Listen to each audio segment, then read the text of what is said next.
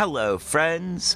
Welcome back to Sunday Shenanigans with me, your host, Trevor Stewart 1308, and we are here with the ASOC Prod Cat and the Peanut Gallery. Say hi, guys. Hi, guys. Fuck you. Hi, guys. All right. Haha. And I've gotten rid of the echo. Echo, echo, echo, echo, Echo, echo, echo, echo. I feel like I can turn you guys up just a little bit. There we go. Well, all right. Hello, everyone. Welcome back. We are here today to play along with NPR's Wait, Wait, Don't Tell Me. But before we do that, let me get into today's ad read. Today's pre-rolls brought to you by The Hidden Leaf, downtown Charlottesville, 105 West Main Street on the Downtown Mall, above the bricks, Suite 200. A great place to go with some great buds to get some great buds. A bud, and the only thing better than their bud is their customer service. Also, they have the lowest prices in town, according to my own personally highly biased research, by which I mean I was incredibly high when I did my biased research. Don't forget to check the website for times and events such as Frosty Fridays, where you can find our other two sponsors, Firehouse, where there's smoke, there's Firehouse, and Kush Gang Snacks. Also findable at on Instagram at KGSnacks434. Give me just a moment. I am sorry, y'all. Please forgive me. I will be back in just a moment.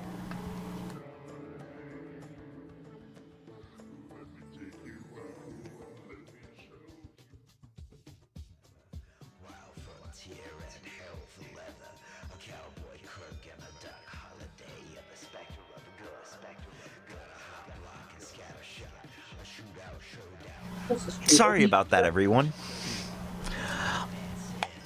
The website is thehiddenleafcville.com. That's thehiddenleafcville, all one word.com. A note of disclosure, this is going to be, this show is going to have some political opinions. Those opinions belong to the expressors of the opinions, ourselves, the channel, and possibly the parent company, but do not necessarily belong to any of the advertisers, such as Hidden Leaf, Kush Gang, and Firehouse. Alright, got through that.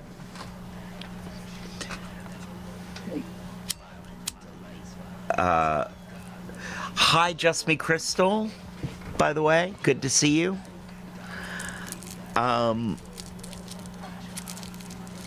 So, do we have any predictions about what's going to be on the show today? I'm thinking that the Christy Gnome interaction is probably too late in the week to be on the show. But the giant explosion in a housing development in California might be on. Okay. I'm going with the stealing the oil from the tanker. Yeah. We'll see. Ooh, they're in Chicago, not Tennessee, but it still might be on Make It, is the big dust up that happened at a Tennessee movie theater with a booked preschool field trip to go watch a movie.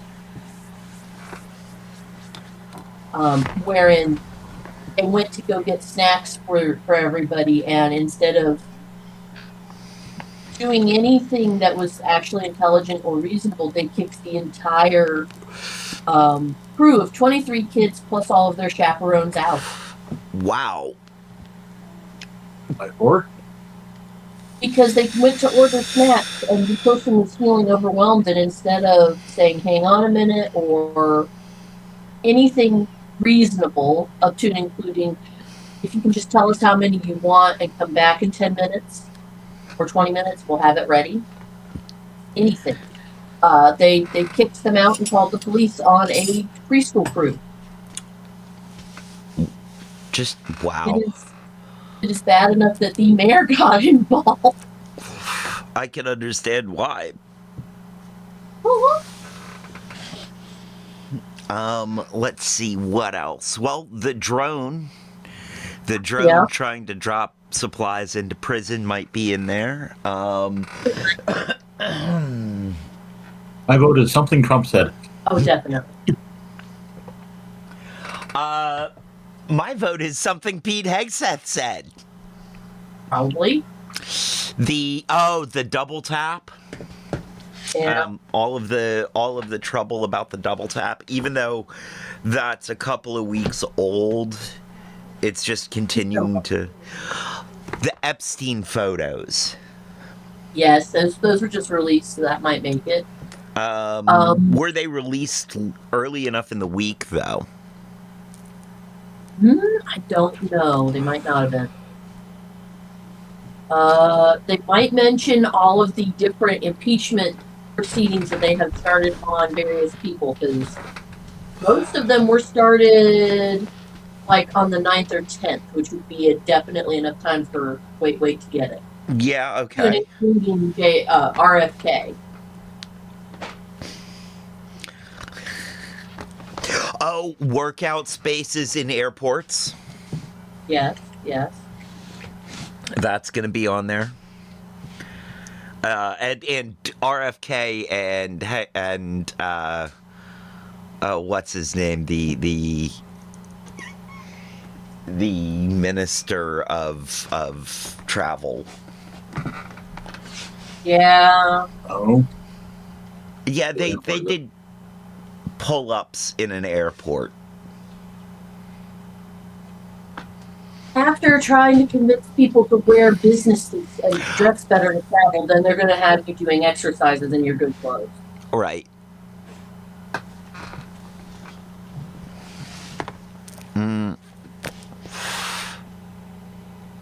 Let's see. Anything else?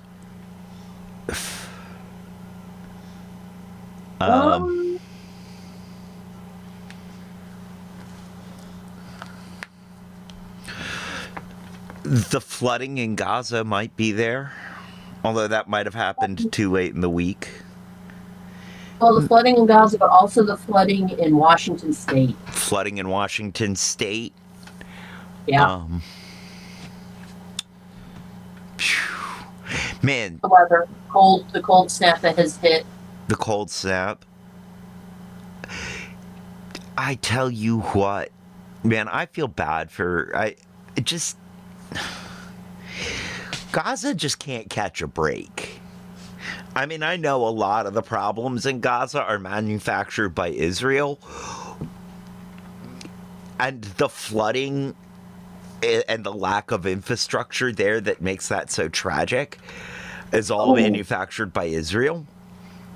I mean, the flooding itself is not exactly manufactured by Israel, but all of the problems surrounding it, and even probably the lack of physical structure to keep flooding from happening.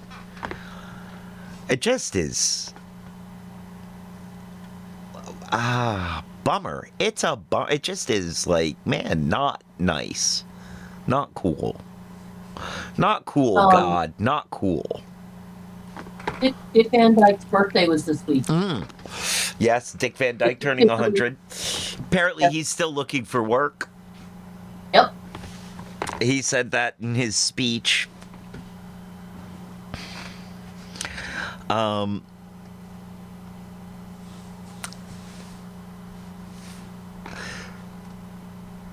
Dick Van Dyke is younger than Betty White. Yep. Well, now, isn't that something?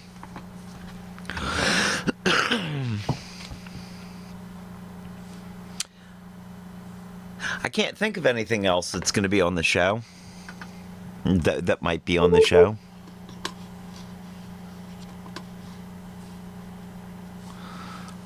I'm sure there's something that I saw in passing this week and meant to put in the production chat and forgot that will turn on. Oh, I'm sure. Well, all right. Either way. Then let us get on with the show. Have you all clicked on the screen? Yep. This message comes from Vital Farms, who works with small American farms to bring you pasture-raised eggs. Click the play button to hear from pasture-raised egg farmer Tanner Pace, who shares the sights and sounds he and his hens Every experience time. on the rolling hills of his family farm in southern Missouri. So, Podcast and the following message. you know, egg is slang for a trans or non-binary person that hasn't exactly come out of the closet or doesn't really realize it yet. Nope. That's a new one to me. Yeah, so pasture-raised eggs is a whole... It's got its whole own other set of... Uh-huh. Yeah. From the Southern Environmental Law Center. It's Peter Sagal. Before we start today's show, so a format for, well, fart jokes, but we still believe in the let me mission of remember public to do media at something. I almost NPR. We forgot to do always this. will. But as of this fall, all federal funding for public media, including NPR and local NPR stations, including yours, has been eliminated. So we need your support to keep bringing you Wait and the segments you love, like Bluff the Listener and Who's Bill This Time, our There we weekly go. panel of I almost comedians, and of forgot course to our turn on special the guests, charity. all of whom we try to get to say things they aren't able to say in their life. Thank you if you already go the extra mile as an NPR Plus supporter. If not, you can join the Plus community. Get a bunch of perks like bonus episodes and more from across NPR podcasts, and support public media by There we signing go. up for NPR Plus today. Just go to plus.npr.org. And get your sense of moral superiority. From NPR and WBEZ Chicago, this is Wait, Don't Tell Me, the NPR News Quiz. I'm Alzo Slade, the Hey, guy they Alzo. bring in when it's too windy for Bill Curtis to land his jetpack. And here's your host at the Studebaker Theater and the Fine Arts Building in Chicago, Illinois, Peter Sagal. Thank you, Alzo. Thank you so much. Thank you, everybody. Yeah, later on, we do have a great show. I'm just as excited. Later on, we're going to be talking to the singer-songwriter Lucy Dacus, who is also part of the Grammy-winning supergroup Boy Genius. Arguably. Yes!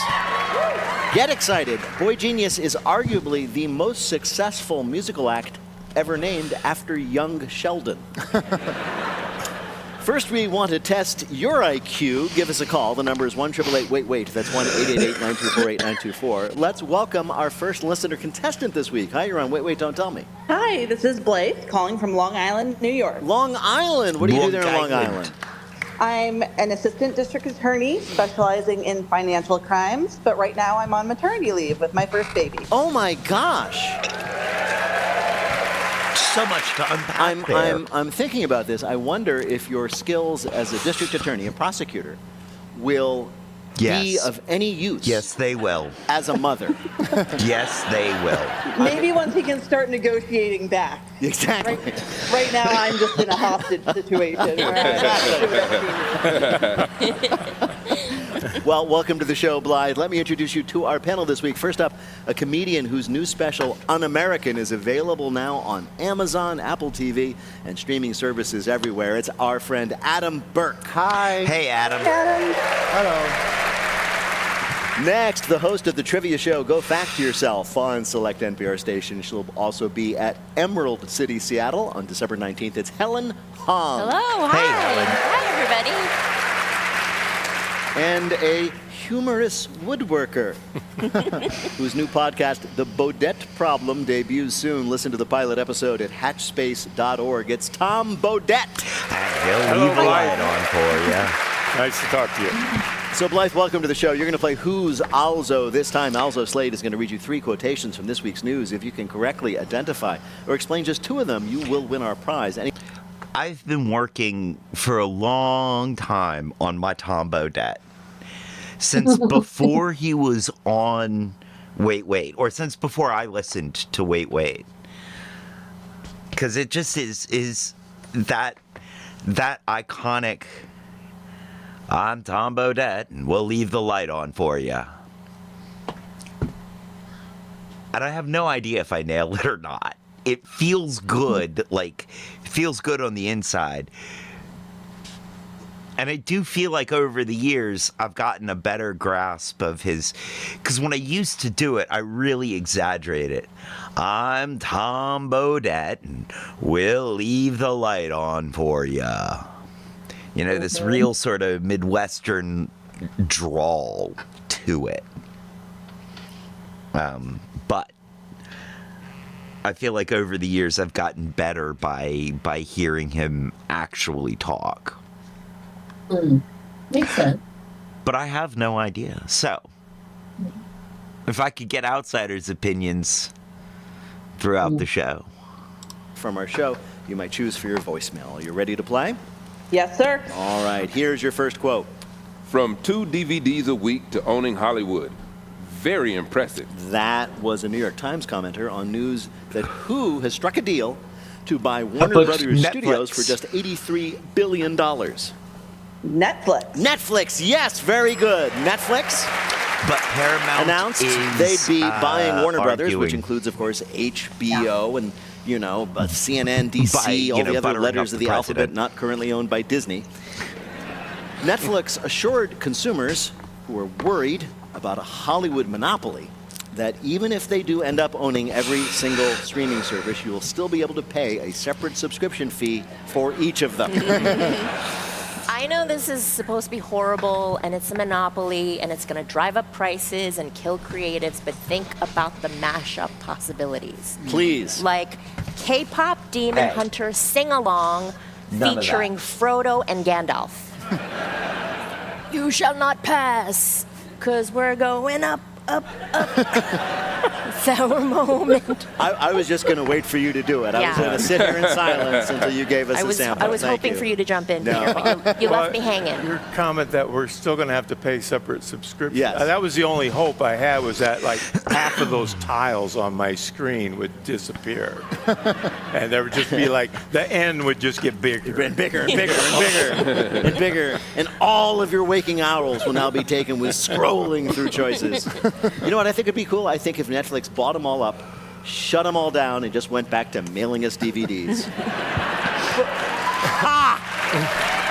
That's sounding better all the time. Well, Netflix are $18 billion in debt, and they're spending $83 billion. Who do they think they are, me? Now, people are worried, this is true, that if Netflix, which streams, of course, video, buys one of the last movie studios, Warner Brothers, that will be the end of movies in theaters. What about a shared communal experience, shouts the one guy you know who's always going to the movies alone. Yeah, but also, I mean, how are they going to recreate that feeling of being in the cinemas, sitting there through 45 minutes of ads? Yeah. You know what, I got to say, this is true. I went and saw a movie the other day, and I'll just say I didn't enjoy it very much in a theater, and it wasn't so much I wanted to leave, but that I wanted to be able to point something at the screen and find out how much more of it I had to endure. Yeah, you know what? That happened to me in a movie recently, too. I was like, how long is... Yeah, exactly. You want to just move the mouse around. Exactly. Yeah. All right, Blythe, here is your next quote. It's driving like a New York City taxi driver. That was one of many people who've noticed that what kind of cars have started getting a lot more aggressive on the road. Self-driving. Is it self-driving cars? Yes, it is self-driving cars, specifically Waymos. Do we all get 2 points for saying Waymo's both? driverless taxis are already operating in some cities, and customers had complained about trips being slow because the cars were too polite. Leave them alone. They stopped behind double-parked delivery trucks instead of driving around them in the other lane. They slowed down to check on the people they hit. So, and this is true, the car's programming has been tweaked to make it a little bit more human. Nobody coming in the opposite lane, we'll drive around the truck. No other cars around, we'll just roll through the stop sign. School zone? I don't like this. If you say so. So some people say, well, now it drives like aggressively, like a New York City cabbie. As a matter of fact, many Waymo passengers have noticed the sudden appearance of like pine tree air fresheners on the rearview mirror. Although, of course, it's not really a New York cabbie unless the car itself says, I wish Giuliani was still mayor. Who was complaining that they were too polite? Passengers. Yeah, I went through, it was actually more hilarious than unnerving was, I owned a Tesla and it had the beta self-driving thing. Okay. And the week that they downloaded that to all of us and our cars would actually self-drive, I was in Vermont, took my 2 boys out with us, we're gonna let this drive us to town, right? And it's like 10 miles. It took forever. Oh, really? Yeah, because it's Vermont. I mean, I don't think it really knew where it was.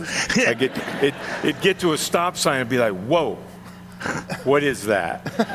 And it would inch up. And we were in tears by the time we got halfway to town. It drives like Nana. Yeah. You know? Did it realize it was in Vermont and just started becoming more folksy? Like, it just stopped to appreciate the sunset? Well, it'd be going down the road and then, look, another car is coming, which is more rare there than other places. And it would just like, whoa. Your Tesla somehow tipped its cap to the other person. I'm like, ma'am? Yeah, you gotta have the wave. I can attest to the fact that Waymos are more like taxi drivers, because when I tried to hail one, they just went right past me.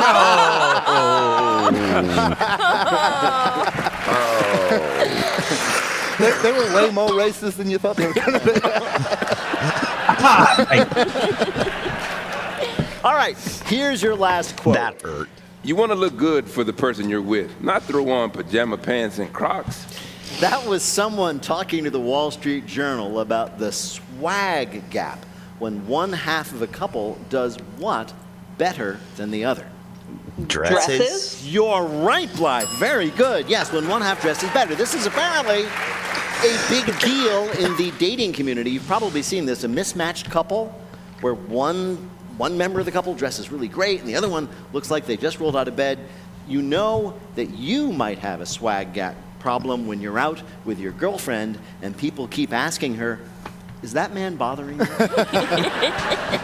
I live in LA where the women are stunning, but often the men are also stunning.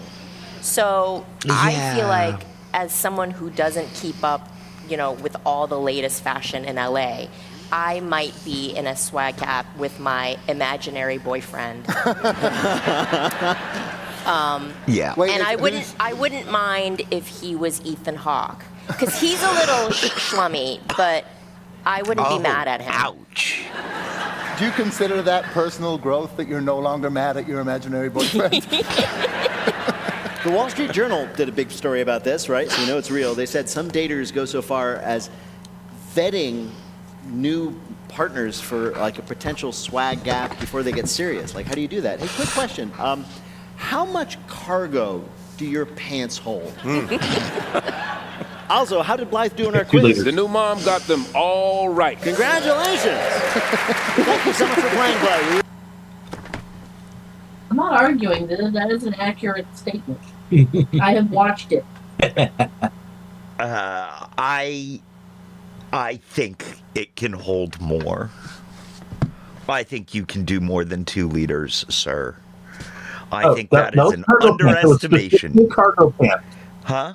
That's not including the shirt or the vest. That was just specifically cargo pants.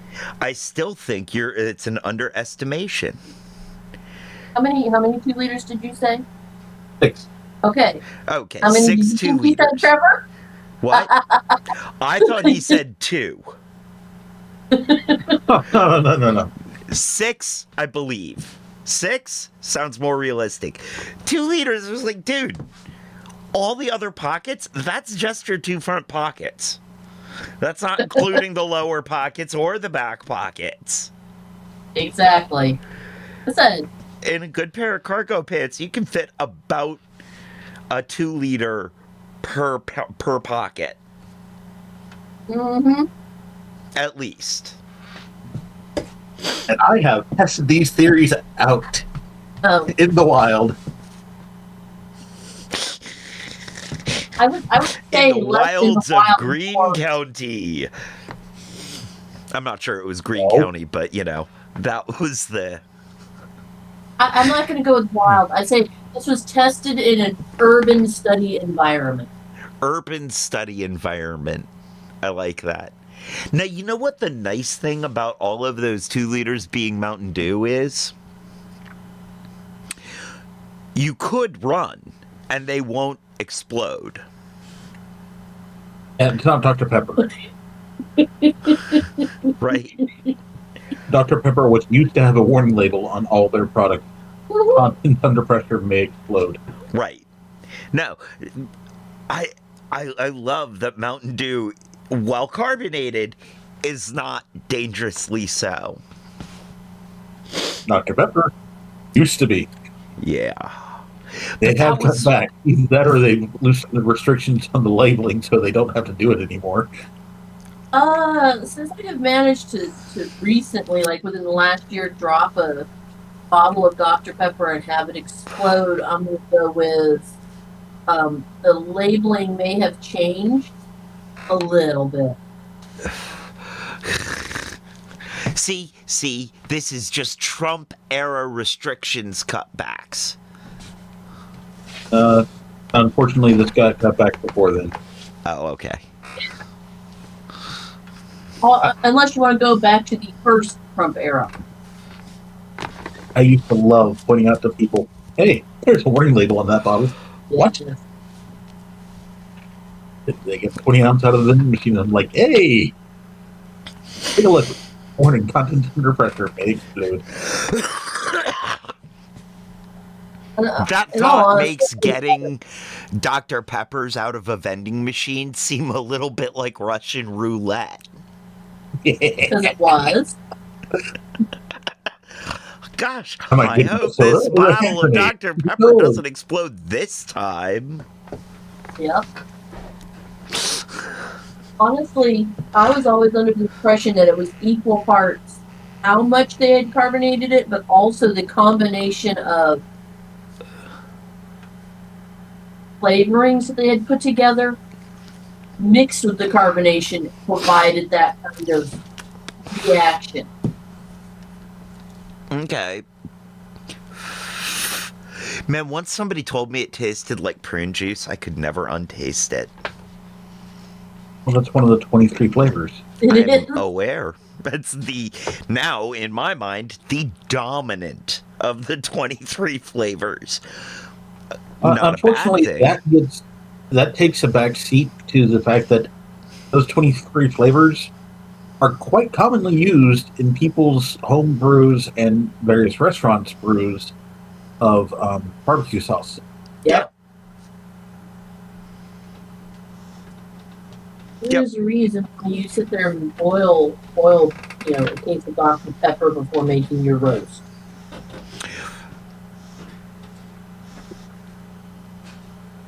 I was going to say there's a reason why warm Dr. Pepper tastes good. Oh, yeah, it does taste good. It used to be my preferred method of drinking that. Hot Dr. Pepper. It's a thing. All right. Joe, because I need to leave in a little bit. Thank you so much. All right, we have gone.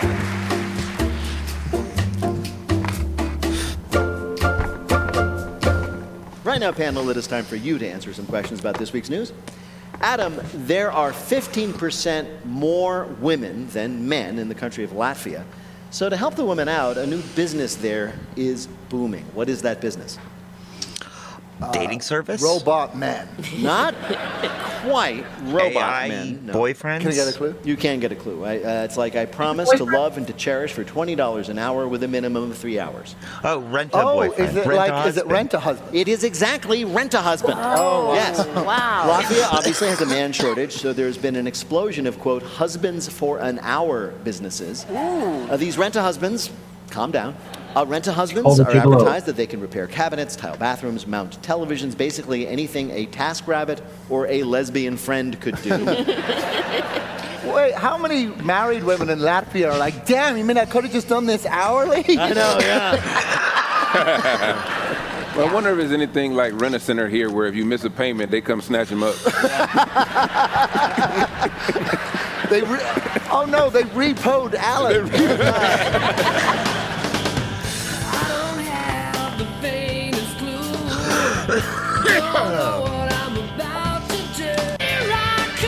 Dignity Memorial, when you think of and compassion. Or unboxing the of British TV. Plus, save now.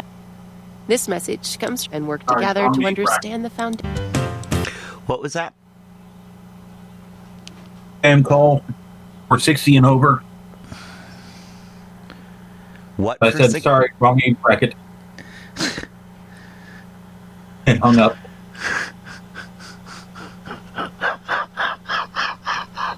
What am I supposed to say? Sorry, wrong age bracket. Click.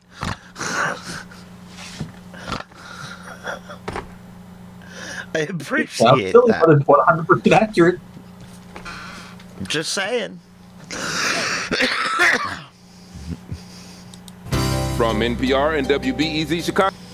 When I was 14 to 20, between 14 and 20, I was aggressively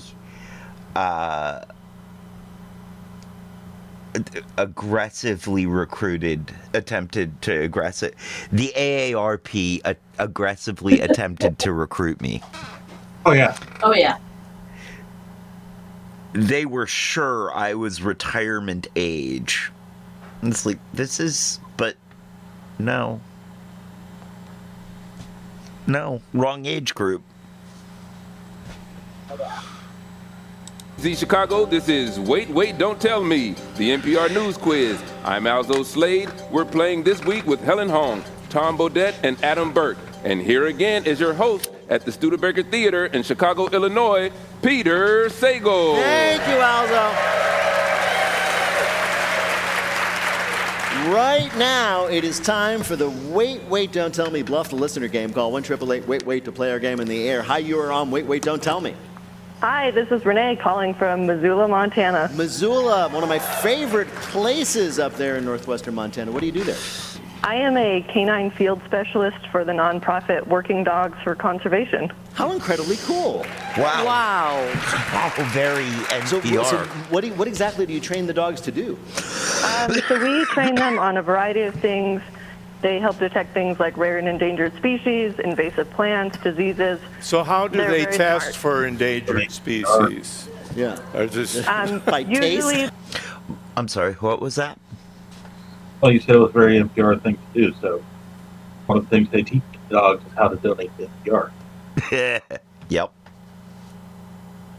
By usually taste? through non-invasively through scat detection. Okay. Oh. I was afraid it was like they eat them and they're like, I've never had that before. Well, Renee, welcome to the show. You're going to play the game in which you have to tell truth from fiction. Alzo, what is Renee's topic? The golden age of TV. So, great new TV shows are streaming every day, whether it's Love Island or Love Island Beyond the Villa or Love Island SVU. Now, our panelists are going to tell you about a particular new TV show that... Wouldn't that be Epstein's Island? Yes. I wasn't going to say it. I'll take the bullet on that one. I'll be responsible for having said it. I mean, the fact that all three of us had vaguely the same thought. We're not the only ones. We can't be the only ones. I am guessing 2/3 of NPR's audience had that moment. Yeah. Show that made the news, but not in the usual way. Pick the one that's telling the truth, and you can win the Wait Waiter of your choice in your voicemail. You ready to play? I'm ready. All right, first let's hear from Tom Bodette. During her long storied career in theater, film, and television, British actor Emma Thompson has not often been required to confirm her identity. Everybody knows what she looks like. Courtney Hochstetler did too. She looks exactly like his mother, Debbie, who disappeared almost a year ago. It started with people telling him, "Hey, I saw your mom on Apple TV. She's in a new crime show called Down Cemetery Road." Courtney watched a couple episodes to verify these reports. "That's my mom," he said. "Why would a 70-year-old woman disappear to England in order to pose as one of the most famous faces in the world? It's something she would do," said Courtney. He started besieging the BBC, Scotland Yard, Interpol, demanding they return his mother from the TV show she was hiding in. In fact, they got so overwhelmed by his demands, Scotland Yard decided to look for Debbie and found her in a Buddhist retreat in Mexico. She just forgot to tell anyone. That is also something she would do, Courtney admits in retrospect. The man becomes convinced that Emma Thompson is his missing mother and ends up finding his mom. Your next TV tale comes from Helen Hahn. The new show All's Fair stars Kim Kardashian as a high-powered divorce lawyer with an equally high-powered butt. The famous Kardashian booty is so famous that producers felt all the other butts on the show just couldn't keep up. Test audiences told us they couldn't pay attention to the stories because they were distracted by Kim's assets, said executive producer Ryan Murphy. So we decided we'd just make her blend in. Enter AI's virtual butt lift. AI was used to enhance the backsides of every other actor in the series. Yes, if you ever wondered what Glenn Close would look like with a thick and juicy BBL, you're in luck. I've never been described as curvaceous, but seeing myself with a righteous rump is pretty cool, said the actor. Even the men were given the booty-boosting treatment. Spoiler alert, Ed O'Neill plays a corpse in one episode, but a corpse with a rockin' rear end. And buckle up, Conan O'Brien has signed on to join season 2. The producers use AI to enhance the rear ends of all the other actors on Kim Kardashian's new show so that she would fit in. I mean, your last saga of streaming comes from Adam Burke. Ever since its invention in 1913, the refrigerator has served as a message center for the household. Whether it's a Post-it note reminding you to get milk, a terrible drawing by a profoundly untalented child, or a death threat to whatever jerk-face took the last froyo, there is no communication hub quite like the humble fridge. But with the advent of the smart refrigerator, it seems, the message is coming from outside the house. Such was the case recently with a British woman named Carol, who went to her trusty modern icebox only to see the phrase, "We're sorry we upset you, Carol," clearly displayed on the device's LED screen. While some may have taken this digital mea culpa as a reference to the fact that crisper drawers don't actually keep anything crisp, because after all, it's just a drawer at the bottom of the fridge. I mean, how does that work? Anyway, it was in fact a promotional ad for the new Apple TV show Pluribus, which features a character with that name. The real Carol, not being aware of the show, despite it being the one that all the appliances are talking about, instead thought she was having a psychotic episode and promptly checked herself into the hospital. The confusion has prompted Apple to devise a more subtle promotional campaign for Pluribus in the US, printing the name of the show on all of our money. So these are your three choices. I'm guessing C. Yeah. Tom Bodette, someone becomes so convinced that the character played by Emma Thompson on B a TV sounds show possible is too, his missing mom, that but he ends up helping find his missing mom. I'm pretty sure From Helen Hong, how the producers of the TV show more All's truth Fair with Kim boxes. Kardashian sort of equalized everybody's assets, or from Adam Burke about how a woman getting an ad for a new TV show on her refrigerator thought it was actually speaking to her and promptly sought help. Which of these was the real story of a TV show making the news? As much as I want it to be AI butts, I think my dog is telling me to go with Alan's story. So your choice is Adam's story about the woman who thought her fridge was talking to her by name. Well, to bring you the correct answer, we spoke to an expert about the real story. I love Pluribus, but it does seem like a pretty niche show. I would think that even people not named Carol might be slightly confused. That was marketing consultant Carrie Sloan talking about the Pluribus ad getting a little too real for one real Carol. Congratulations, Renee, you got it right. You earned a point for Adam. You've won our prize, the voice of your choice in your voicemail. Congratulations. Thank you. Thank you so much. Thanks for playing with us today. So, Pluribus looks like it's going to be a lot of fun. And now the game we call... require me to actually do something with Apple.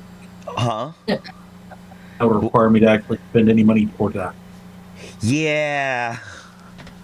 Yeah.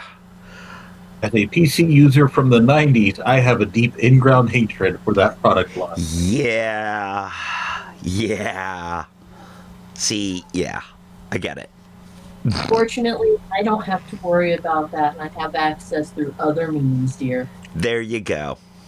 Yeah, through another evil corporation. I mean, there is that too. But this show is, I don't know if you guys have heard about this. Heard about Pluribus? No, so. It's starring the woman who played Kim Wexler from Better Call Saul. Okay. And never saw it. It is good. It is good. And she is amazing in that.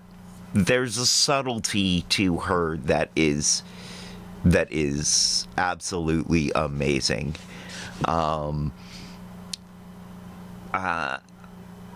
Pluribus is... So the premise of the show is, as this woman is, I think, coming out of the theater with her wife falls down and has a seizure, and then they go to the hospital. They take her to the hospital. She dies, and then everybody else has a seizure, and they all wake up in this singularity state, combined intelligence through alien technology. It's a collective intelligence horror story, or the collective intelligence is the horror of the story. But it is intelligence being the horror. Huh? Intelligence being the horror in modern society. The blurb on IMDb is interesting. Okay. In a world overtaken by a mysterious wave of forced happiness, Carol, one of the few immune, must uncover what's really going on and save humanity from its own bliss. Yes, and it's an exploration of some of it is an exploration of anger and how we handle anger and how we express anger. Mm-hmm. There's a lot of other stuff going on outside of this. It's juicy. I love these collective intelligence. Like, this is a terrifying thought to me. Which is strange because it's also the ultimate representation of what I think a perfect government would be. Mm. I find that to be quite an interesting little thing there.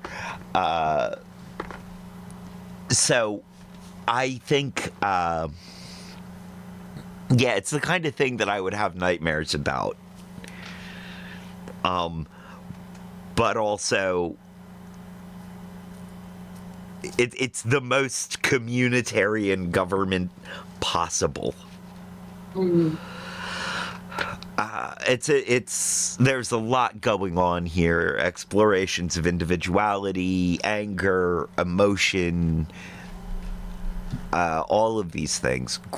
I'm really interested in seeing this show.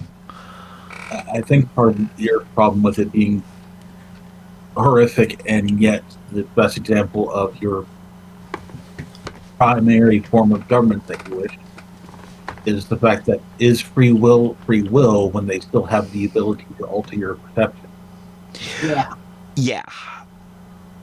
I mean, yeah. There's so much to dig into there psychologically about my feelings about it that, yeah. So yeah, that's they recently did an interview with the actress who is going to star in it, is starring in it, and that was that's sort of what tipped me off to that might be the answer here, is the fridge talking. That, and I have been waiting for something like this to happen. I have just been waiting for this. Viral marketing going wrong? Yep. And fridges. Smart fridges. That's really what I've been waiting. I have been waiting for marketing gone wrong on a refrigerator. This is the least disturbing it could have been. Gives a whole new meaning to a cold call. Right. Oh, nice.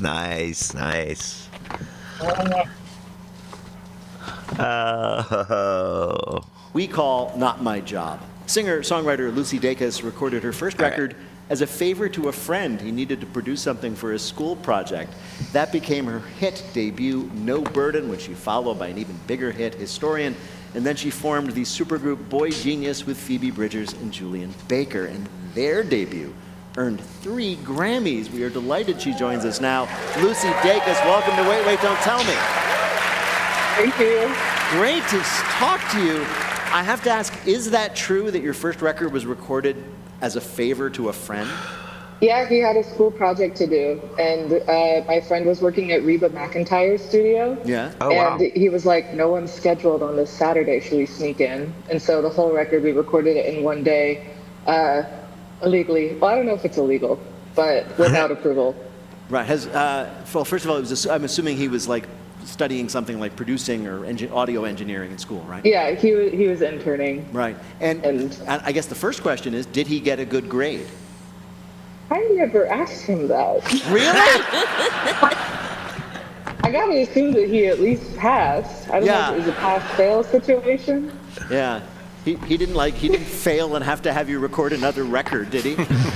Yeah, and that's what Historian is. Yeah, exactly. Yeah. Exactly. That was the second project. Yeah. That's an amazing story. You started playing guitar, I'm told, at 12 years old? I would say the correct answer is yes. The correct answer is yes. I like the fact that you're already getting to the quiz aspect. That's good. I'm not very... I'm still like not the best at guitar. I feel like guitar at that time was hardly listenable. Really? But you're actually quite an accomplished guitarist. You were on a list of one of the greatest of all time, I saw. Yeah. Yeah. Wow. Do you remember? I'm always curious about this. Artists like yourself, like what your first songs were like when you first wrote a song. Do you remember what it was? I had a song called "Stupid Cupid," which was like, why won't Cupid come to me? I was probably like 7 years old. What? Yeah, I don't know. At the end of the song, I was ready for love. Yeah, I know. You were already like pining for a partner at 7? Yes. Stupid I mean, Cupid. I also had a song that was about people who are upset when someone cheats on them.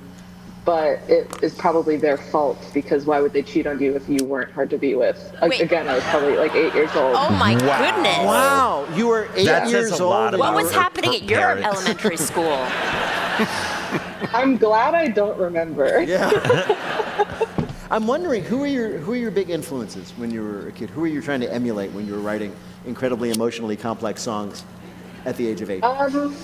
Fergie, actually. Okay, yeah, that one was different. Yeah. Okay. At 8, Fergie and Adele probably at that time. Yeah, I understand.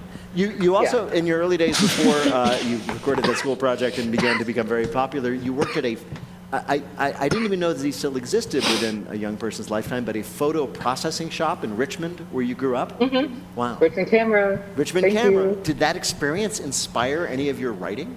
Well, it was so mindless, and it was 8 hours a day, and so I would sit and do my I've known several people who've worked and I at had a pad Richmond of paper, Camera and I would branches. write songs, and I'd get home, and I'd get on the guitar, and I'd write like a song a day at that time, which is not like what I do anymore. Wow. Have you considered, I mean, you seem to be nostalgic for when you were that productive. Have you considered taking on like a mindless day job again just to reignite the creative spirit? Yeah, I think you're being funny, but I'm not. I Really? haven't thought about that. Yeah, I'm ready. You're ready. Somebody hire this woman for drudge work so she can reach Like the heights of photo productivity. counter at Walgreens. I think that's exactly how you dress. Why not? In 2019, you released a song on certain holidays throughout the year and then put out a record of them all called Holidays, and I love this record. How did you decide which holidays to do? The real truth is that I had recorded a bunch of things for no reason because it's fun to do, and I was like, when are these gonna see the world? And so I realized that some of them had like a holiday aspect, others I kind of could make it up. Like Dancing in the Dark, we just said that Bruce Springsteen's birthday is a holiday, which I stand by. Right. And then like In the Air Tonight, like that was kind of eerie, so we did it for Halloween. I also wanted to ask, as you say, one of the holidays, Bruce Springsteen's birthday, and you do think that's a holiday? You were a big fan, right?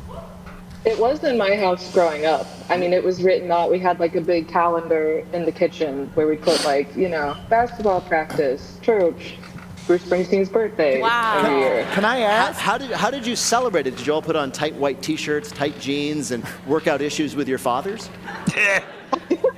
Please tell me you called it. Please tell me you called it the Springsteen. The Springsteen? You're a genius. That's crazy. I have to call my dad. Yeah. I saw a picture of you with Springsteen. So you didn't meet him, right? Did you tell him? Did you tell him about the Springsteens? No. Oh. What? I already knew. Like I'm not that like phased when I meet people, but he like is so important to my dad and to me. And I like showed up at a friend's birthday party and like saw him and I was like, I need to go. I'm about to make a fool of myself. And so I was crying at the bar to a friend. I was like, this is weird, and I should go. And so then I turned around, and he was right there. And he actually, like, knew me and knew my music already. So I was just like, I think you're the best.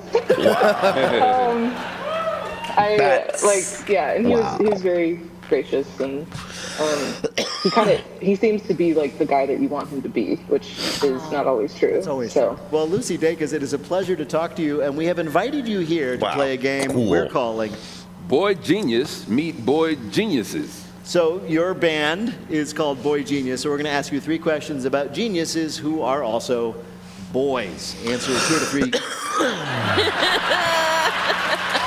Well, you're rolling your eyes. I did warn you earlier it would be dumb. I mean, you can genius is opposite of dumb, so okay. Let's go. Right. Let's go. All right, I appreciate it. That was very charitable. Okay.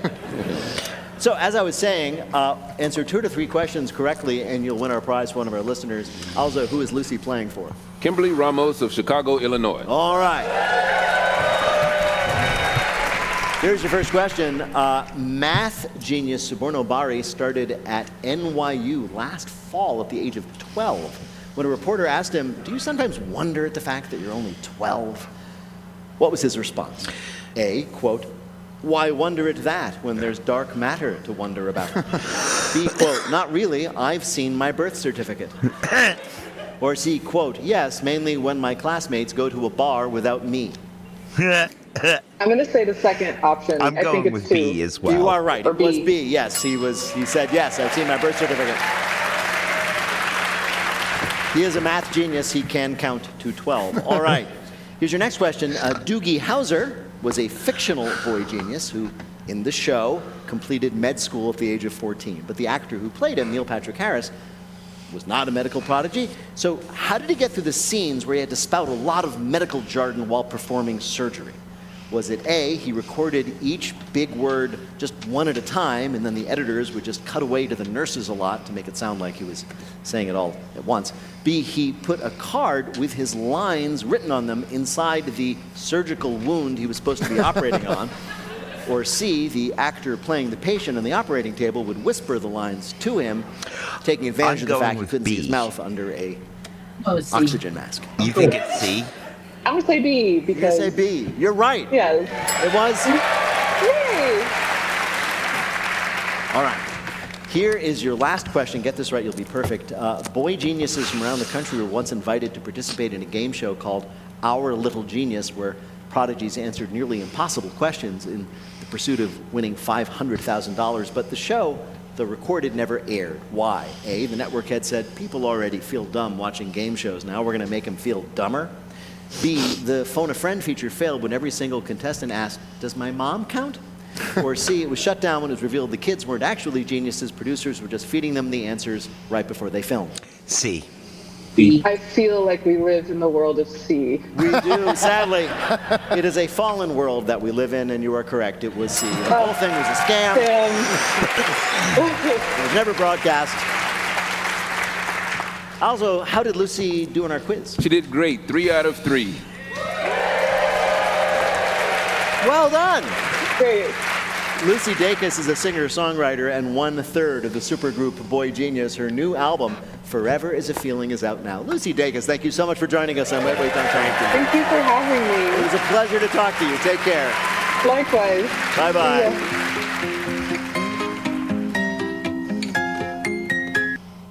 Support for this podcast are defending Port SEL 5 gigabyte plan equivalent. It's not a fit. Limit. I'm Alzo Slade. We're playing this week with Tom Bodett, Adam Burke, and Helen Hong. And here again is your host at the Studebaker Theater in Chicago, Illinois, Peter Sagal. Thank you, Alzo. In just a minute. Thank you, everybody. In just a minute.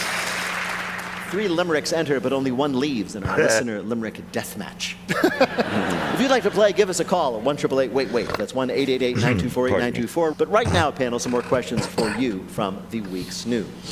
Tom, this week, a couple who rented an Airbnb were shocked when they arrived at their rental and found a sign telling them to use the bed, quote, only for what? Fornication? There's only a couple main uses. Sleeping. Yes, only for sleeping. The couple checked into this Airbnb in Istanbul, Turkey, and they were surprised when they found this note on the bed that it was to be used, quote, only for sleep, no other activities, unquote. Wow. Oh, wow. Oh, man, where am I supposed to do my scrapbooking now?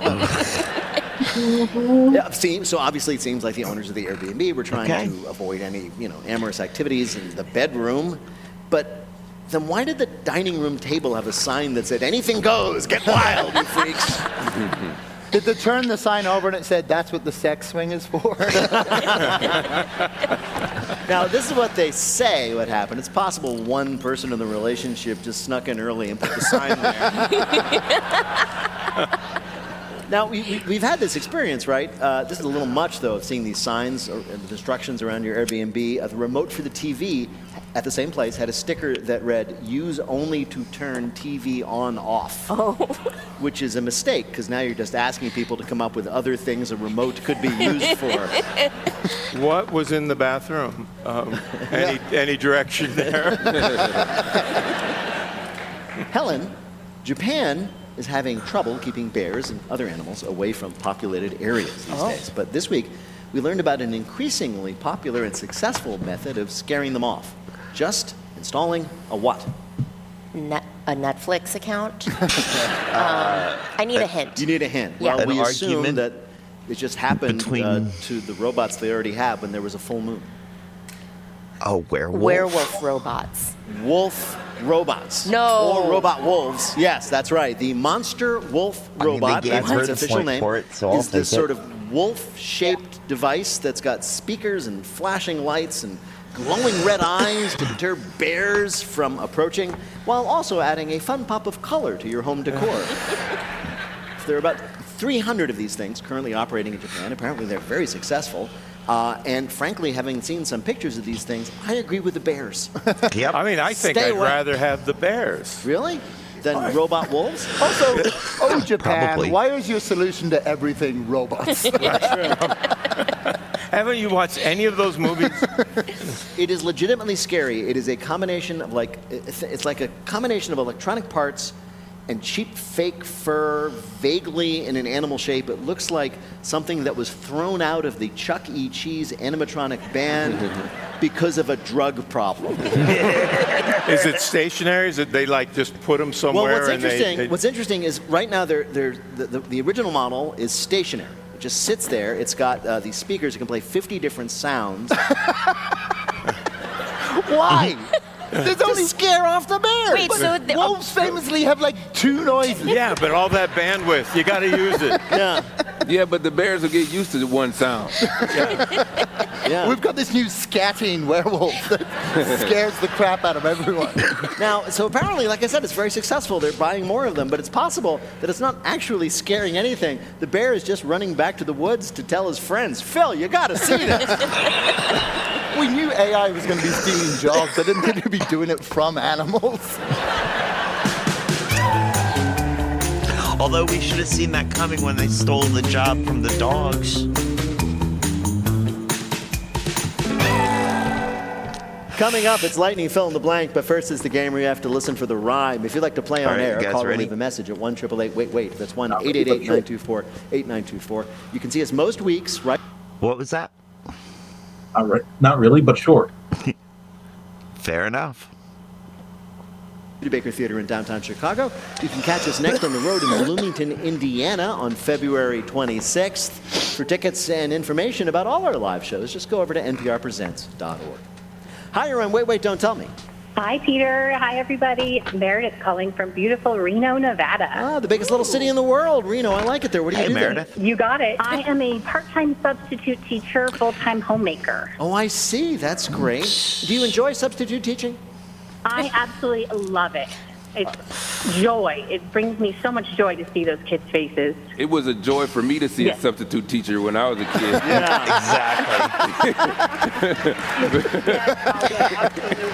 They're welcome to the always happy show, to see you. Meredith. Alzo Slade is going to... It's so good to be here. It's great to have you. Now, Alzo Slade, filling in for Bill Curtis, is going to read you 3 news-related limericks with the last word or phrase missing from them. If you can fill in that last word or phrase correctly, and 2 of the limericks will be a winner. Ready to go? I am ready. Here is your first limerick. In hockey, we fight quite a bunch. Sometimes cheekbones or teeth need to crunch. We vote by the dozens for center Nick Cousins, a face that we all want to punch. Punch, yes. A survey of NHL players named Nick Cousins of the Ottawa Senators as the most punchable hockey player in a landslide. Now, this does not mean, the players went on to say, that the NHL players hate Nick Cousins.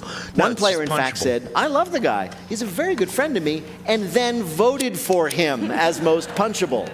Does he say that when he is punching Nick Cousins? Nick, you're a great guy. You have one flaw, though. Too many teeth. Pow! Whoa. If we were to have that contest here, I think Tom Bodett. I would come last. I don't think so. What? I think, would Is come the last. least punchable. The least punchable. Thank you. Yeah. 'Cause I would think the most Peter is the punchable most face. Like, punchable. I don't know if you've ever had occasion to actually punch a face, but it really hurts. It's only happened to me once. And You've punched a face? It's a long story for another time and a long time ago. but it hurts. It hurts a lot. And so I would want to punch. What's that?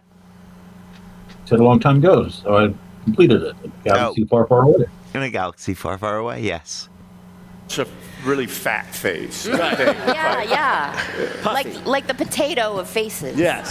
Yeah. All right, here is your next limit. I mean, yeah, you don't want to punch a Clothes shark and water face. are making this jar slick. It's a mouthwash that is a subpar trick.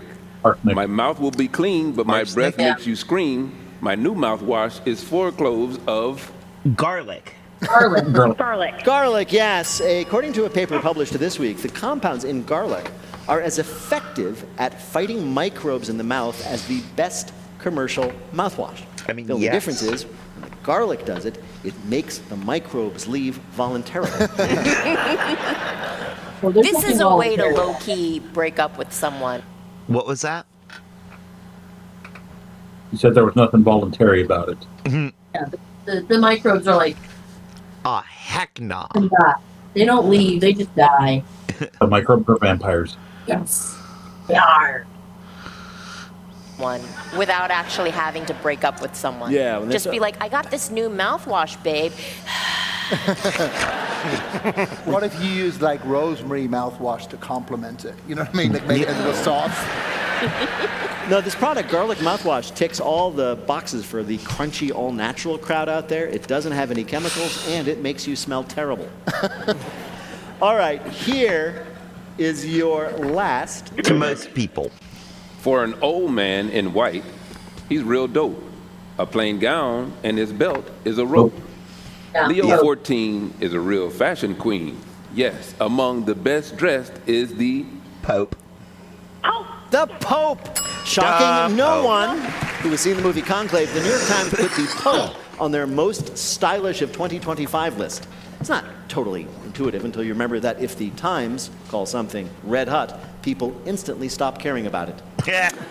They said he, the Pope, has, quote, altered the office's image by wearing Chicago White Sox hat with his papal garments. It is a cool contrast, you have to admit.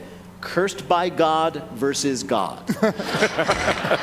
Yeah, is there a swag gap between the Pope and Jesus? It's possible. They show up together and the Pope's like, you just wore a loincloth? But I feel like there's a swag gap between the Pope and the Cardinals because they get to wear like the red gown. Yeah. You know, when it comes to a white man in a white robe and a pointy hat, I kind of get a little nervous. Yeah, I can see that.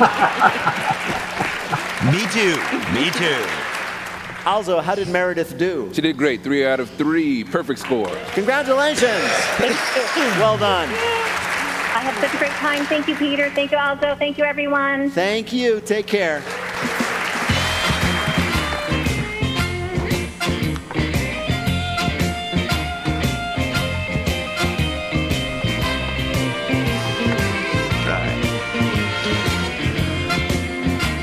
Make the switch at Available. Taxes and fees at Parent reviews, SW. The birth. So go ahead. Stock up. On to our final game, Lightning Fill in the Blank. Each of our players will have 60 seconds in which to answer as many fill in the blank questions as they can. Each correct answer now worth 2 points. Alzo, can you give us the score? Absolutely. Helen and Tom are knotted up at 2 with Adam in the lead with 4. Okay. Whoa. That means that Helen and Tom are tied for second. So, Helen, I'm going to arbitrarily choose you to go first. Okie dokie. Here we go.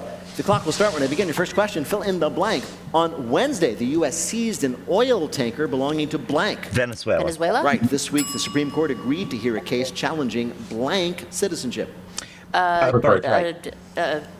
Right. This week, President Zelensky reiterated that he would not accept a peace treaty that ceded Ukrainian land to blank. Russia. Right. Under a new government plan, foreign tourists could be required to disclose up to 5 years of their blank history to U.S. officials.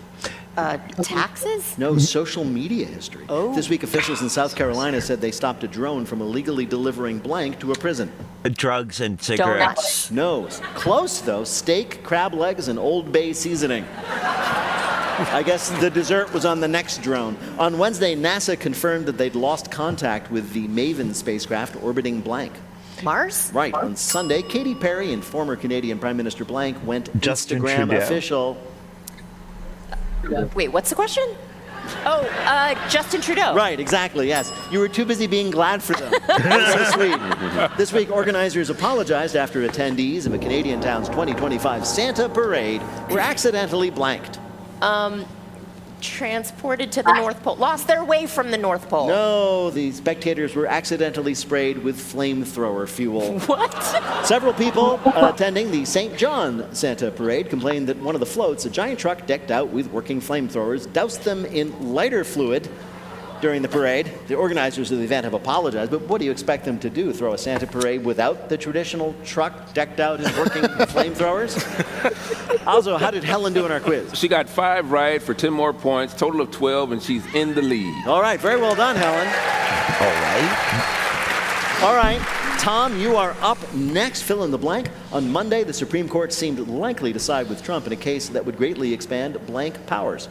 Presidential. On Tuesday, Eileen Higgins was elected the first Democratic mayor of blank in 30 years. Miami. Right. This week, the Federal Reserve cut blanks 0.25%. Interest rates. Right. On Monday, Australia's ban on blank for kids under 16 went into effect. Social media. Screens. Or internet, social media. Social media, that's right. This week, a man in Florida caught behind the wheel of a stolen BMW explained to police that he didn't steal the car. He blanked. He borrowed it? No, he said he did not steal the BMW. He had been teleported into it. On Wednesday, the Powerball jackpot rose above blank. $1 billion. That's right. This week, a woman in Spain sued her employer after she was fired for repeatedly blanking. Being transported into cars in Florida, which is a thing that's happening. No, she was fired for repeatedly showing up early for work. What? The woman was supposed to start at 7:30, but she kept showing up between 6:45 and 7, and her boss said, cut it out, we start at 7:30. But her behavior persisted, so she was fired for, quote, serious misconduct. The lawsuit was a last resort for the woman. She had originally tried to protest to someone in HR, but they weren't in the office yet. Also, how did Tom do in our quiz? He also got 5 right for 10 more points, total of 12. He's tied up with Helen. Okay. So how many then does Adam need to win? 4 to tie, 5 to win. Right, all right, here we go. Adam, this is for the game. Fill in the blank. On Tuesday, a federal judge granted a request to unseal blanks court records. Epstein. Yes. This week, experts warned that an atmospheric river could bring dangerous blanks to the Northwest. Cold temperatures. Floods? Yes. On Wednesday, the White House unveiled their new $5 million gold card blank. Trump? It's like a visa? Yeah, it's an immigration visa. It costs $5 million. This week, authorities in Mississippi are searching for the person who stole a Christmas display of blank. Jesus as a robotic wolf? No, they're looking for the person who stole a display of the Grinch Who Stole Christmas. After pulling him off the air earlier this year, ABC announced they had extended Blank's contract through 2027. Jimmy Kimmel? Right, this week, Magnus Carlsen and other chess greats became under threat from a new, highly ranked competitor who is blank. AI? Is it dog? No. He is 3 years old. What? Oh. Sarwagya Singh Kushwaha is the youngest ever person to be rated by the world's leading chess organization. It's just 3 years, 7 months, and 20 days. He's already beaten several other players who are decades older than him with his trademark strategy of touching all the pieces with his snotty little hands and having his opponents forfeit. Yeah. Also, did Adam do well enough to win? Well, I don't know if we should celebrate or not. He got 4 right, 8 more points. So either everybody wins or everybody loses because it's a 3-way tie. There you are. Wow. Everybody wins. Everybody wins. In just a minute, we're going to ask our panelists to predict that after Netflix and Paramount and Warner Brothers, what will be the next big merger in the news. But first, let me tell you. Wait, Wait, Don't Tell Me is a production of NPR and WBEZ Chicago in association with Urgent Haircut Productions, Doug Berman, Benevolent Overlord. Philip Goediker writes our limericks. Our public address announcer is Paul Friedman. Our tour manager is Shana Donald. Thanks to the staff and crew at the Studebaker Theater. B.J. Liederman composed our theme. Our program is produced by Jennifer Mills, Miles Dornbos, and Lillian King. Special thanks to Blythe Robertson and Monica Hickey. Peter Gwynn is our private address announcer. Emma Choi is our visual host. Technical direction is from Lorna White. Our CFO is Colin Miller. Our production manager is Robert Newhouse. Our senior producer is Ian Chillog, and the executive producer of Wait, Wait, Don't Tell Me is Mike Nathan Detroit Danford. Now, panel, what'll be the next big corporate merger? Adam Burke. To the delight of kids everywhere, 6 and 7 are going to merge into an even Nice into a more annoying number called Sixes. Helen Hong. McDonald's will merge with Burger King, and McNuggets will be renamed McKing's Nuts. And Tom Bodette. ExxonMobil, Texas, and the U.S. Navy will merge to make a hostile bid for Venezuela. And if any of that happens, panel will be sure to ask you about it on Wait, Don't Tell Me. Thank you, Alzo Slade. Thanks also to Helen Hong, Tom Bodette, Adam Burke. Thanks to our fabulous audience here at the Studebaker Theater in downtown Chicago. And thank you all out there for listening wherever you may be. I am Peter Sagal. We'll see you next week.